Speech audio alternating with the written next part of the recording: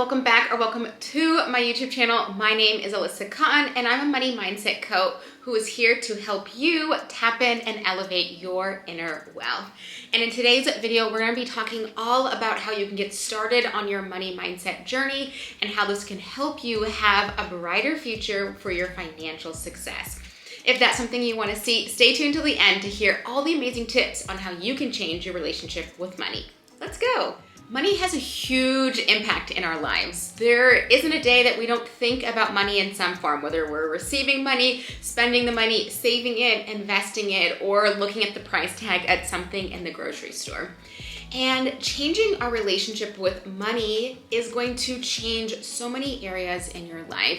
Whether you believe in manifesting or you just want to have a happier, healthier future, changing your relationship with money is going to give you the gift of both. And the reason that it's so important that we change our relationship with money is because if our brain believes that money is unsafe, for example, if you were hiking in the woods and you saw a bear, your brain would say that is unsafe, you need to find safety, that is danger, danger. The same thing happens with money. If you have a negative association with money, your brain is going to start to perceive that as a threat or fear. Get rid of it. So if you're someone who maybe struggles to save or doesn't like looking at the price tags of things or doesn't really trust that more money will constantly be coming in, this video is really going to help you. I'm going to give you the 5 strategies to start shifting your perspective and shifting your focus with your relationship with money. So when you have a healthy, happy relationship with money, your brain is going to see money as just a neutral experience. It's not good or bad. There's no morals attached to it. It's just something you can do, a resource or tool to help you on your journey through life. So let's dive into the 5 tips that are going to help you today. The first thing you're going to do is start to shift your perspective. So for example, if we have a glass, we could say the glass is half full or half empty, right? It's both at 50%, but your perspective about it is what puts you in the driver's seat. So you can start changing your relationship with your money by changing your perspective of it. So ask yourself, what is my relationship with money today? Does it feel scarce? Does it feel far away? Does it feel like it's constantly around, or at the end of the day, the money is going to be there? Ask yourself, what is your current relationship with money and how could you shift the perspective a little bit more to neutral? And the goal that we want to have with money being neutral is right now in our society, and I used to struggle with this as well, we really have put money on a pedestal.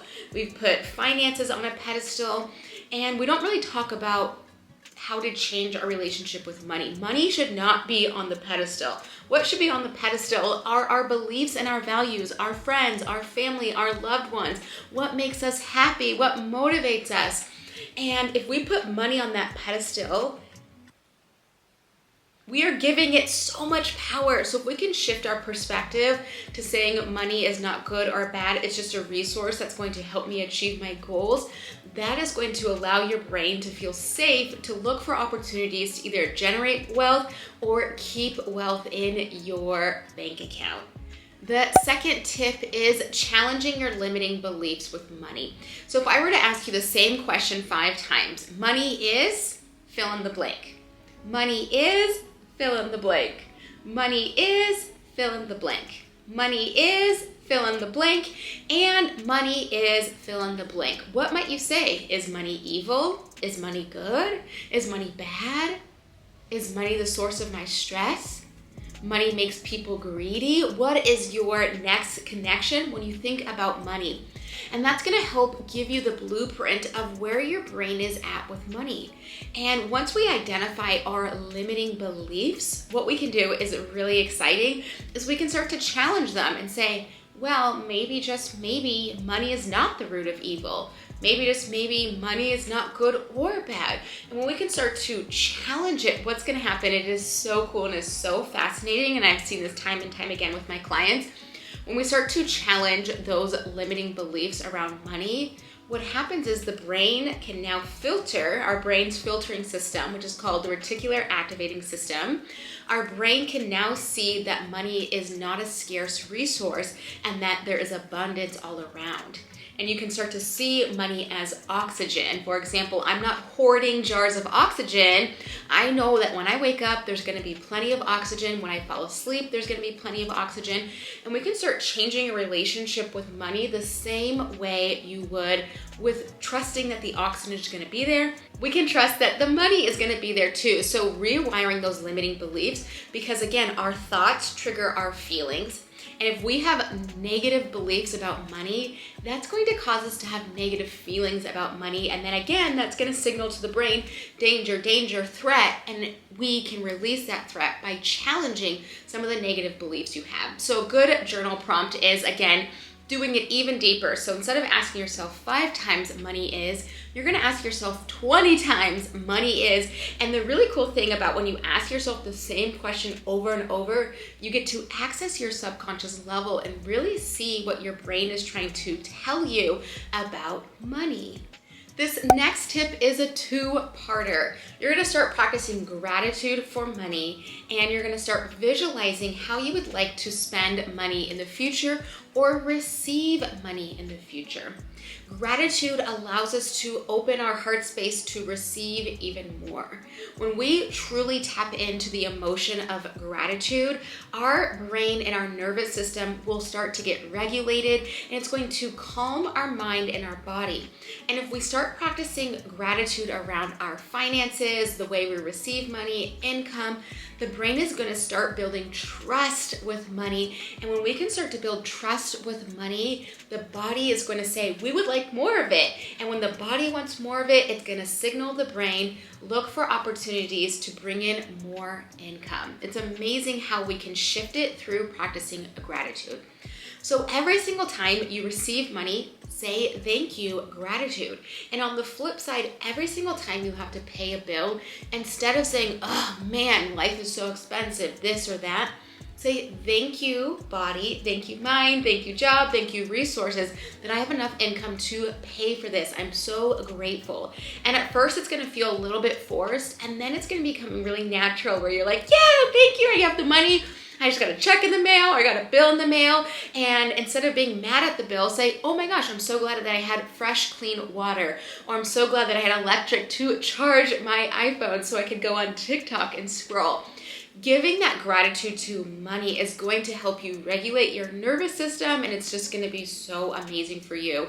And at first, it's going to feel a little bit forced, but as you go over time, practicing that gratitude and visualize that money is going to always be there is another practice to help you change your relationship with money.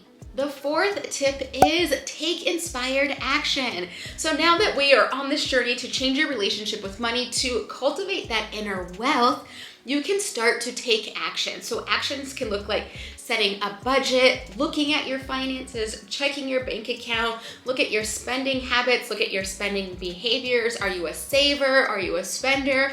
Are you an impulse buyer? I know something that I'm guilty of is anytime Disney releases a new ear hat ornament, add to cart instantly. So ask yourself, as you are on this journey of changing your relationship with money, what are some inspired actions you could take to strengthen that bond?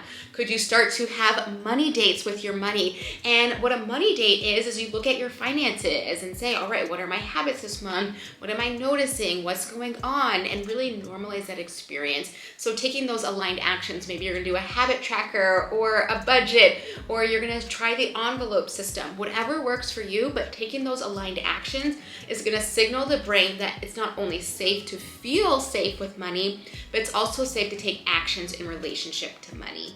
Number 5 is surround yourself around people, influences that can help you remind yourself that money is a safe resource, that it is safe to have a positive money mindset. So this could be reading books or listening to books, podcasts, YouTubes just like this one. And if you are ready to invest in yourself, joining communities that talk about money in a really safe way. It is so important that we normalize our desire to bring in abundance and to generate wealth. Because when we generate wealth, we're able to help so many other people. Think about if you had an extra $10,000 a year, what you could do with that. Maybe you would decide to donate to your favorite charity, or maybe you would hire someone for help and that way you could help give them an income. Thinking about you generating wealth is going to inspire you to help so many other people. And at the time of this recording, I am so excited. It is not out yet, but I have created a Wealthy Mind membership designed for female entrepreneurs to tap into their inner wealth and really elevate their relationship with money. So as of right now, if you are so interested, you can get on the wait list in the show notes below, and that will be coming out so soon, and I cannot wait to tell you more. Also, I am so excited to announce that I have a free masterclass called Discover Your Money Blocks. And if you're really serious about up-leveling your financial journey, your inner wealth, this masterclass is really going to help you identify and tap in to your inner wealth, because when we identify our limiting beliefs or our money blocks, we can set them free, which is going to make room for abundance. So let's get back to today's video. Let's recap the 5 tips that are going to help jumpstart your relationship with money. So the first one, you are going to shift your perspective. Again, the glass isn't half full. The glass isn't half empty, it's half full. The second one is you're going to start to challenge those negative money beliefs. If you start to hear or say like, oh, they must be so lucky, or they must have a rich husband, or they must have an inheritance, challenge those beliefs. Number 3 is practicing gratitude visualization. Money is safe and it is important to have a healthy relationship with money. Tip number 4 is taking those aligned actions, whether that is budgeting, having money dates, or just looking at your finances. And tip number 5 is surround yourself with people who talk about money in a really healthy way. Let me know which of the tips you are going to try out of the 5. I am going to dive into visualization. I just think that's so cool that we can use our mind to create the reality that we desire. If you enjoyed this video, definitely hit that like button and don't forget to subscribe. I've got so many other videos coming out all about elevating your inner wealth and changing your relationship with money. You can definitely follow me here on Instagram. I'm also on TikTok, woohoo! And I also have a podcast, so you can follow me on all the social platforms. All of the notes are in the description below.